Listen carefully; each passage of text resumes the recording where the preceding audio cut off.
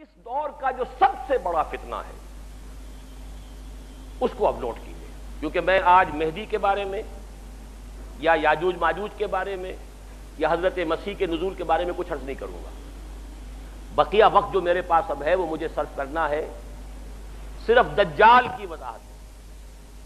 ان تمام ادوار میں دور الفتن، دور الملاحم، الملحمۃ العظمیٰ، ظہور مہدی، نزول عیسیٰ، یاجوج ماجوج، ان سب میں اس پورے عرصے میں عظیم ترین فتنہ جو ہے اس کا نام قرآن کی زبان میں دجال، حدیث کی زبان میں دجال ہے۔ چنانچہ پہلے تو حدیث سنیے، صحیح مسلم کی روایت ہے، عن عمران ابن حسین رضی اللہ تعالی عنہ قال سمعت رسول اللہ صلی اللہ علیہ وسلم یقول ما بین خلق آدم الى قیام القیامت الى قیام الساعت امر اکبر من الدجال، رواہ مسلم۔ حضرت عمران ابن حسین فرماتے ہیں رضی اللہ تعالی عنہ کہ حضور کو میں نے خود سنا یہ فرماتے ہوئے۔ جس حدیث میں یہ الفاظ آتے سمعت تو میں نے خود سنا، اس میں ایک اور زور پیدا ہو جاتا ہے، ورنہ یہ عن رسول اللہ ہے، اس میں ایک امکان ہوتا ہے کہ حضور سے کسی اور صحابی نے سنا ہو اور ان صحابی نے انہیں بتایا، اس کا ایک امکان پیدا ہو جاتا ہے نظری طور پر۔ لیکن جب راوی کہے، صحابی راوی، سمعت تو میں نے خود سنا، تو گویا کہ اس میں اور تاکید کا پہلو ہے۔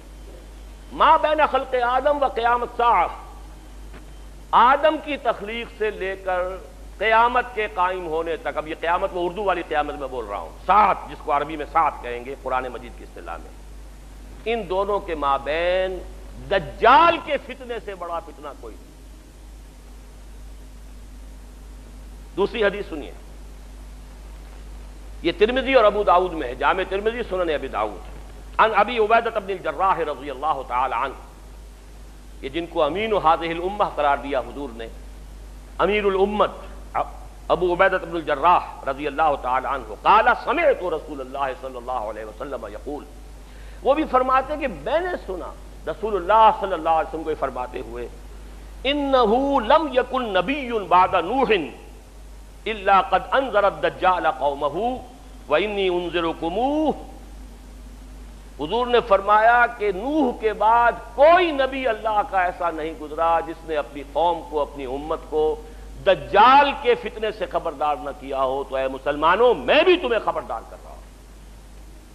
صرف ان دو حدیثوں پر اکتفا کر رہا ہوں، ورنہ اس باب میں آپ کو حدیثیں بہت سی ملیں گی، لیکن بہرحال یہ سمجھ لیجئے کہ دجال کا فتنہ جو ہے وہ احادیث نبویہ کی روح سے تاریخ انسانی کا از آدم تا آخر دم عظیم ترین فتنہ ہے۔ اب سب سے پہلے سمجھیے کہ دجل کہتے کسے، لفظی معنی کیا ہے دجال کے؟ اردو میں بھی یہ لفظ مستعمل ہے، دجل و فریب۔ دجل کہتے ہیں ملمہ سازی، کسی حقیقت پر کسی اور شے کا پردہ ڈال دینا تاکہ انسان دھوکہ کھا جائے۔ تانبے کے اوپر سونے کا پانی چڑھا دیا تاکہ آپ دھوکہ کھا جائیں کہ یہ سونا، یہ دجل ہے۔ اصل حقیقت کو چھپانے کے لیے کوئی فیبریکیشن، کوئی جھوٹ، کوئی افتراء، کوئی غلط بات اس کے اوپر ڈال دینا اس کا پردہ، یہ دجل ہے۔ اب دیکھیے، سب سے پہلے تو یہ لفظ آتا ہے احادیث میں جھوٹے نبیوں کے لیے۔ یہ حدیث سن لیجئے، یہ بھی جامع ترمذی اور سنن ابی داؤد کی روایت ہے، وَأَنَّهُ سَيَكُونُ مِنْ أُمَّتِي كَذَّابُونَ ثَلَاثُونَ كُلُّهُمْ يَزْعُمُ أَنَّهُ نَبِيُّ اللَّهِ وَأَنَا خَاتِمُ النَّبِيِّينَ لَا نَبِيَّ بَعْدِي وَلَا تَزَالُ طَائِفَةٌ مِّنْ أُمَّتِي عَلَى الْحَقِّ ظَاهِرِينَ لَا يَضُرُّهُم مَّنْ خَالَفَهُمْ حَتَّىٰ يَأْتِيَ أَمْرُ اللَّهِ۔ یہ حدیث طویل ہے، میں نے چھوٹا سا ٹکڑا اس میں سے لیا ہے، لیکن اس میں ایک طرف تو نوٹ کیجئے کہ خبر دی حضور نے کہ میری امت میں سے 30 کذاب دجال کھڑے ہوں گے جو نبوت کا دعویٰ کریں گے۔ 5-6 تو حضور کے زمانے میں آ گئے تھے متصلاً، وہ مسیلمہ اور نہ معلوم کون کون، ایک عورت بھی، وہ تو وہاں سے جو شروع ہوا سلسلہ، تو قریب ترین ہماری اس سرزمین کے اندر جہاں سے میں نے آج گفتگو شروع کی تھی، قادیانیت کا فتنہ، اور اس کی شدت کا اندازہ کیجئے کہ ابھی تک وہ پھیل رہا ہے، اس کے کہیں سمٹنے کا امکان نہیں ہے۔ اس لیے کہ دیکھیے، وہی بات ہے جو کئی جگر نے کہی تھی کہ میں چوٹ بھی کھاتا جاتا ہوں اور قاتل سے بھی کہتا جاتا ہوں، توہین ہے دست و بازو کی وہ وار کے جو بھرپور نہیں۔ یہ جو آپ نے ان کو غیر مسلم قرار دیا، یہ بھرپور وار نہیں کیا جب تک کہ اس کے ساتھ مرتد کی سزا قتل نافذ نہ کی جائے۔ آدھی بات، کافر تو قرار دیا، لیکن یہ کہ اگر مرتد کی سزا جو اسلامی ریاست میں ہے وہ آپ نافذ نہیں کرتے تو ان کا تبلیغ کا سلسلہ چل رہا ہے، لوگ اب بھی قادیانی ہو رہے ہیں، بہت سے نوجوان ان کے زیر اثر آتے ہیں، ان کا بڑا لمبا چوڑا نظام ہے۔ آج ان کے خلیفہ کا، جھوٹے خلیفہ کا خطبہ CNN سے نشر ہو رہا ہے، پورے عالم اسلام میں مسلمان جو ہے، حالانکہ دولت کے وہ انبار مسلمانوں کے پاس موجود ہیں جن کا کہ آپ حساب نہیں کر سکتے، لیکن یہ کہ کہیں مسلمانوں میں سے کسی کے لیے صحیح دین کی تعلیم کے لیے تو کوئی CNN کے اندر آپ وقت نہیں لے سکے آج تک۔ ان کا خطبہ نشر ہو رہا ہے، دنیا میں سنا جا رہا ہے، بڑے بڑے مراکز قائم ہو رہے ہیں۔ ٹورنٹو میں ان کا بہت بڑا مرکز بنا ہے، اب تو وہ انگلینڈ سے اپنا پورا مرکز جو ہے وہ شفٹ کرنے کی فکر میں ہے، اب امریکہ کے اندر وہ اڈے جمانے کی فکر میں، بہت بڑا مرکز ہے۔ یہ سارا سلسلہ چل رہا ہے، یہ کذابون دجالون، یہ جھوٹے نبیوں کے لیے، نبوت کے جھوٹے دعوے داروں کے لیے حدیث میں یہ لفظ آیا ہے، وَأَنَّهُ سَيَكُونُ مِنْ أُمَّتِي ثَلَاثُونَ كَذَّابُونَ كُلُّهُمْ يَزْعُمُ أَنَّهُ نَبِيُّ اللَّهِ، 30 ایسے پیدا ہوں گے شخص جھوٹے، کذاب، دجال، جن میں سے ہر شخص کا یہ گمان ہوگا کہ میں اللہ کا نبی ہوں، وَأَنَا خَاتِمُ النَّبِيِّينَ لَا نَبِيَّ بَعْدِي، جبکہ حقیقت یہ ہے کہ میں خاتم الانبیاء ہوں اور میرے بعد کوئی نبی نہیں۔ لیکن اس حدیث کا ایک ٹکڑا جو ہے وہ میں خاص طور پر، اگرچہ میرے مضمون سے متعلق تو صرف یہی حصہ تھا، لیکن یہ حصہ بہت ضروری ہے، شاید کہ آپ کے دل میں کوئی آرزو پیدا ہو جائے، امنگ پیدا ہو جائے۔ حضور نے جہاں یہ خبر دی ہے، ساتھ ہی یہ بھی خبر دی ہے، وَلَا تَزَالُ طَائِفَةٌ مِّنْ أُمَّتِي عَلَى الْحَقِّ ظَاهِرِينَ، لیکن میری امت میں ایک گروہ ہمیشہ حق پر غالب رہے گا، حق پر قائم رہے گا، لا يضرهم من خالفهم، انہیں کوئی نقصان نہیں پہنچا سکے گا جو شخص بھی چاہے ان کی مخالفت کرے، حتی یاتی امر اللہ، یہاں تک کہ اللہ کا امر، اللہ کا فیصلہ آ جائے۔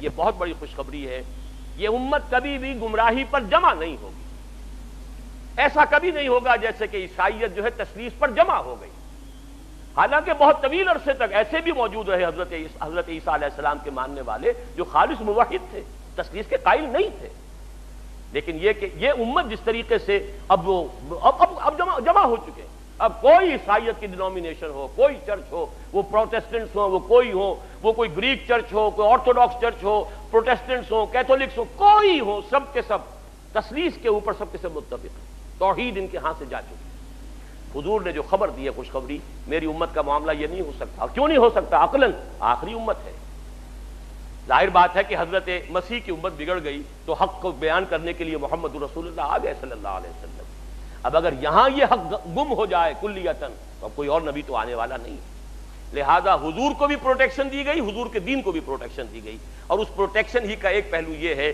کہ میری امت میں ایک گروہ ہمیشہ حق پر قائم رہے گا۔ اللہم ربنا اجعلنا منہم، اللہ تعالی ہمیں توفیق دے کہ ہم ان میں سے ہوں، یہ آرزو تو کم سے کم دل کے اندر پیدا کیجئے، یہ امنگ تو پیدا ہو جائے۔ اگرچہ مجھے معلوم ہے کہ ماحول وہ ہے جس کے بارے میں اقبال نے کہا ہے کہ آرزو اول تو پیدا ہو نہیں سکتی کہیں، اور ہو جائے تو مر جاتی ہے یا رہتی ہے خام، ماحول غذا نہیں دیتا، آکسیجن ہی نہیں ہے، 2 پتیاں تو نکلی تھی بیج میں سے لیکن مرجھا گئیں، اس لیے کہ غذا نہیں فضا میں، امنگ اٹھتی ہے، جذبہ ابھرتا ہے، اس کی آبیاری کا سامان نہیں ہے، خارجی نہیں ہے، سارا داخلی سامان کرنا پڑے گا، اپنے اندر کا تیل جلانا ہوگا، باہر کا تیل نہیں ملے گا۔ اقبال نے یہی بات کہی ایک شعر کے اندر، کر اپنی رات کو داغے جگر سے نورانی، کر اپنی رات کو داغے جگر سے نورانی، اپنے اندر تیل جلاؤ، اپنے جگر کا تیل جلاؤ، اس سے روشنی حاصل کرو گے، ماحول سے تمہیں روشنی نہیں ملے گی۔ اپنی اس آرزی کو پروان چڑھاؤ، لیکن اپنے اندرونی جذبے کے ساتھ، استقامت کے ساتھ۔ بہرحال اس حدیث کا یہ ٹکڑا میں نے صرف اس لیے سنایا کہ یہ ایک ہمارے لیے ایک امنگ پیدا کرنے والی شے ہے کہ اللہ تعالی ہمیں توفیق دے کہ ہم ان لوگوں میں سے۔ تو پہلا لفظ جو دجال آیا ہے وہ تو میں نے آپ سے عرض کیا کہ دجال جھوٹا نبی، جس کے بارے میں حضور کی خبر ہے کہ 30 پیدا ہوں۔ دوسرا ایک عمومی فتنہ ہے دجال، فتنۃ الدجال، عمومی فتنہ، وہ کیا ہے؟ اصل میں یہ تہذیب کہ جس میں میں اور آپ واقعہ یہ ہے کہ ہم اس وقت غرق ہیں.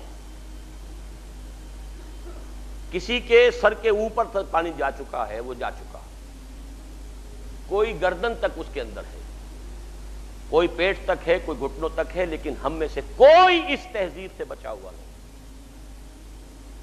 یہ عالمی تہذیب ہے، دجالی تہذیب، جو شروع ہوئی تھی مغرب سے تقریباً 400 سال قبل، رینائسنس، احیاء العلم. لیکن اس احیاء العلم کے نتیجہ کیا نکلا؟ مادی ترقی، ٹیکنالوجی، سائنس بڑھتی چلی گئی، اور اس درجے بڑھتی چلی گئی کہ عروج آدم خاکی سے انجم سہمے جاتے ہیں کہ یہ ٹوٹا ہوا تارا مہ کامل نہ بن جائے. چاند کو پاؤں تلے روند آیا انسان، اور ابھی نہ معلوم کہاں کہاں کمندے ڈال رہا ہے. لیکن دوسری طرف آسمانی وحی والی ہدایت سے اپنی آنکھ بند کر لی. نوٹ کر لیجئے اس بات کو اچھی طرح. سورہ بقرہ کا 4واں رکوع جو ہے قرآن مجید کے فلسفے میں نہایت اہمیت کا حامل. اللہ نے انسان کو بنایا زمین کی خلافت کے لیے. وَإِذْ قَالَ رَبُّكَ لِلْمَلَائِكَةِ إِنِّي جَاعِلٌ فِي الْأَرْضِ خلیفہ، خلافت عرضی کے لیے آدم کی تخلیق ہوئی. دو چیزیں دی گئیں آدم کو، ایک کا ذکر اس رکوع کے شروع میں ہے، ایک کا آخر میں.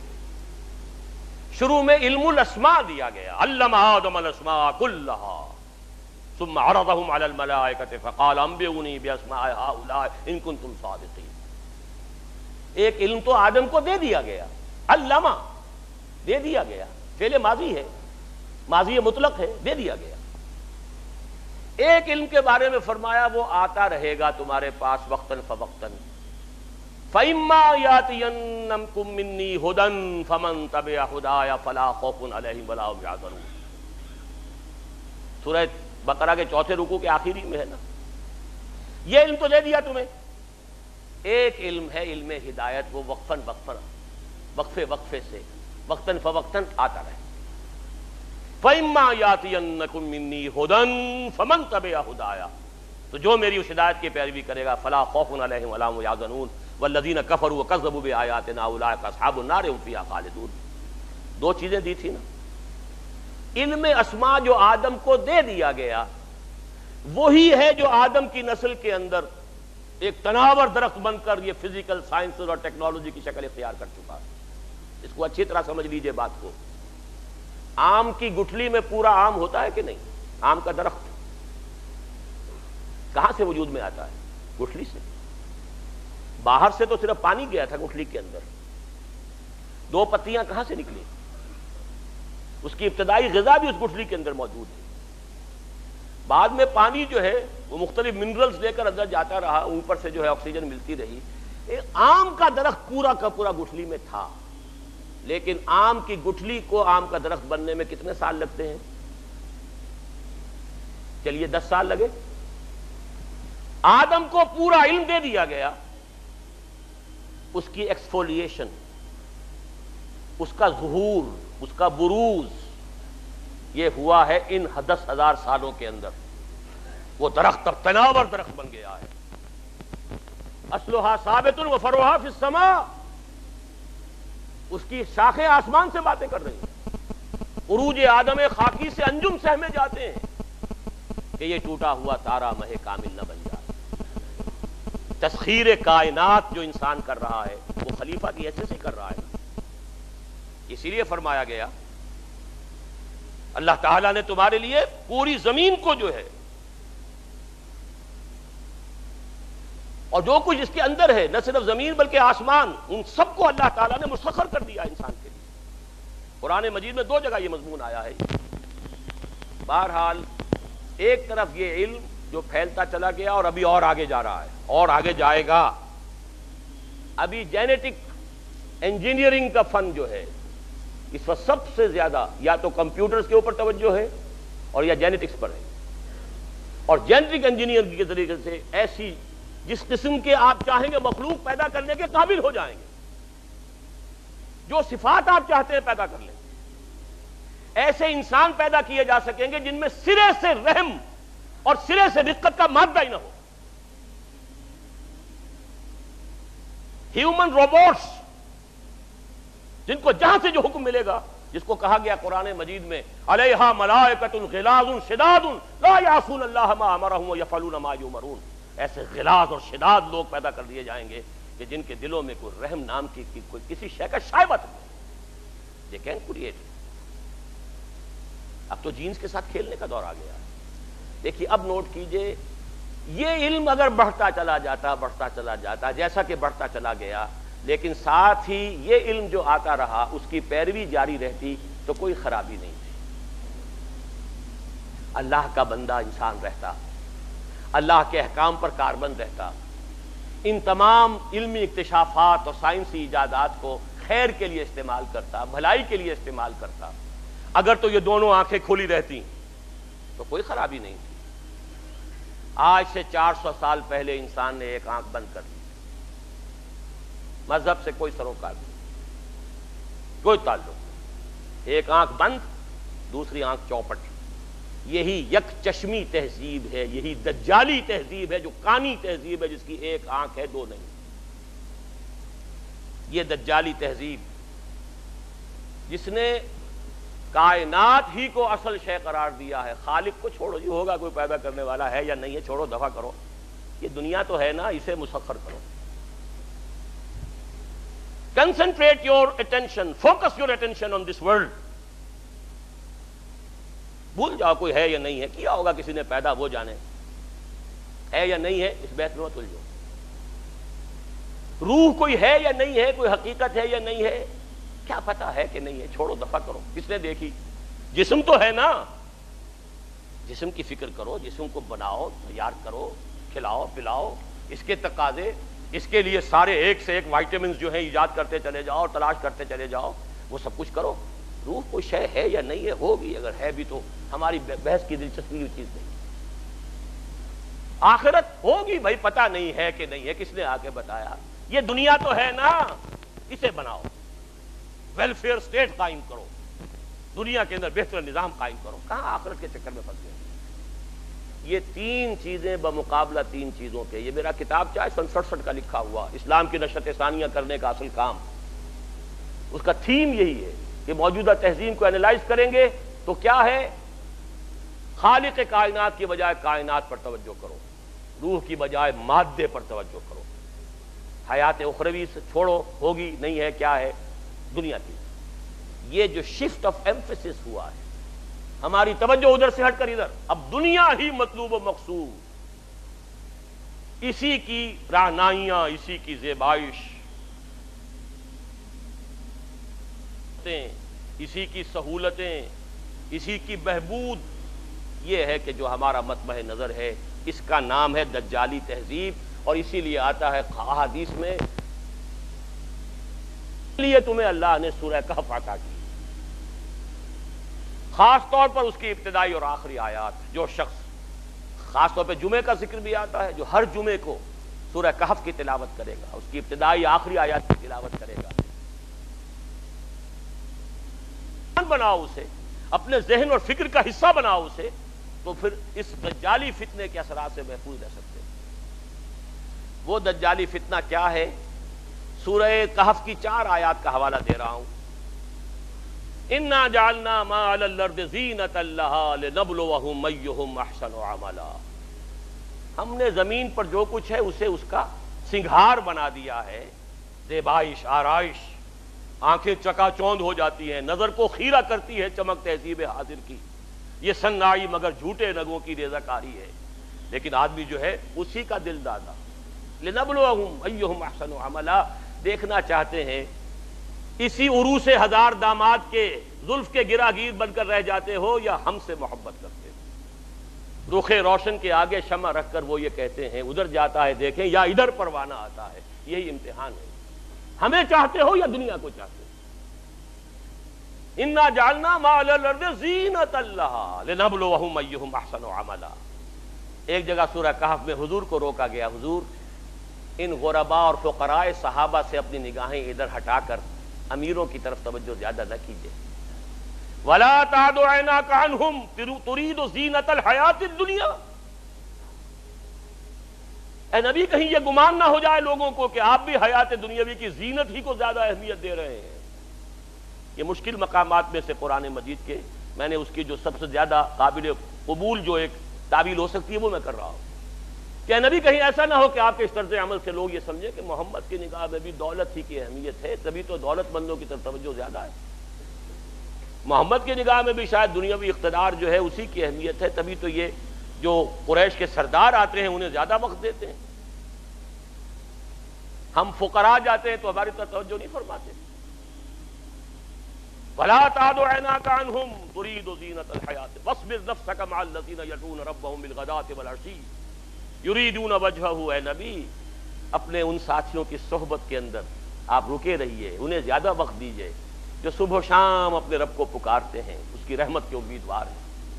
وَلَا تَعْدُ عَيْنَاكَ عَنْهُمْ, ان سے نگاہیں ہٹا کر ان دولت مندوں اور سرداروں کی طرف متوجہ نہ ہو. تُرِيدُ زِينَةَ الْحَيَاةِ الدُّنْيَا.